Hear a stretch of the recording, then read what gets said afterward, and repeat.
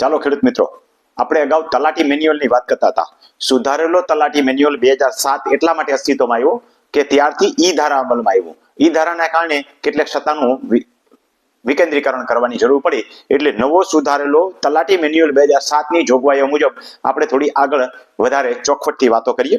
તલાટી મેન્યુઅલના ભાગ 4 પ્રકરણ 9 જેમાં કેટલીક સ્પેશિયલ જોગવાઈ છે, જેમ કે કલમ 41 જે છે એમાં ખરાબાની જોગવાઈ બતાવવામાં આવી છે કે ખરાબાની અંદર ઝાડ પાન કુદરતી વસ્તુ હોય એ કાપી શકાય નહીં, અને જો કાપો તો એ જે છે એ રાજ્યની માલિકીની છે એમ દર્શાવવામાં આવે છે. એવી રીતે કલમ નંબર 42 જે છે એની અંદર રોડ રસ્તા ઉપરના જે ઝાડ હોય, કારણ કે રોડ રસ્તો જે છે રાજ્યની માલિકીનો હોય અથવા તો કેન્દ્રની માલિકીનો હોય, તો એની ઉપર આવતા ઝાડની માલિકી કોની, તો એ પણ કુદરતી વૃક્ષો જે છે એ રાજ્ય સરકારની માલિકીના ગણાય છે. એવી રીતે કલમ 43 નીચેની જોગવાઈ જે છે એ કોઈ પણ વ્યક્તિ આવા વૃક્ષ કાપે, એટલે હમણાં જે વાત કરી એ 41માં હોય ચાહે 42માં હોય, એવા વૃક્ષો કોઈ વ્યક્તિ કાપી શકે નહીં. જો કાપે તો કલેક્ટર એની કિંમત જે નક્કી કરે એ કિંમત એમની પાસેથી વસૂલી શકાય, અને એ વસૂલવાની સત્તા જે છે તલાટી મંત્રીની છે.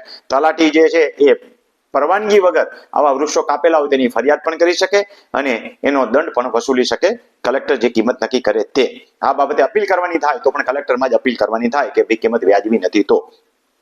એવી જ રીતે કલમ 44 અગત્યની છે કે વન વગડાની અંદર કોઈની માલિકીની અંદર વાત નથી, રાજ્ય સરકારની માલિકીની જમીનો એટલે ખરાબાની જે જમીનો, યાદ રાખજો જંગલ ખાતાની જમીનની આ વાત થતી નથી, ફોરેસ્ટ લેન્ડની વાત કરતા નથી.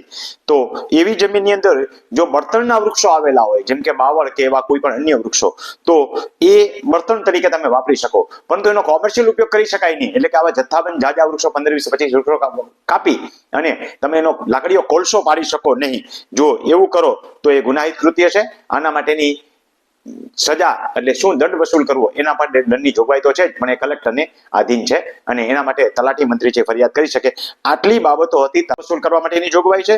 અને કલમ 44 એટલે બળતણ સિવાયના કોઈ હેતુથી જો બળતણ વાળા વૃક્ષો, યાદ રાખજો આમાં કોઈ વ્યક્તિને ટીપર, આંબલી, લીમડો, વડ એવા વૃક્ષો કાપવાની બળતણ માટે પણ પરમિશન નથી. બળતણમાં બાવળ, આવળ કે અન્ય કોઈ ખીજડી કે આવા કોઈ કાંટાદાર વૃક્ષો હોય, રામબાવળ, તો એવા વૃક્ષો બળતણ માટે વાપરી શકાય, પણ કોમર્શિયલ હેતુથી વાપરી શકાય નહીં, નહીંતર પેનલ્ટીને પાત્ર થાય. આટલી માહિતી મને લાગે છે કે તમને ઉપયોગી થશે.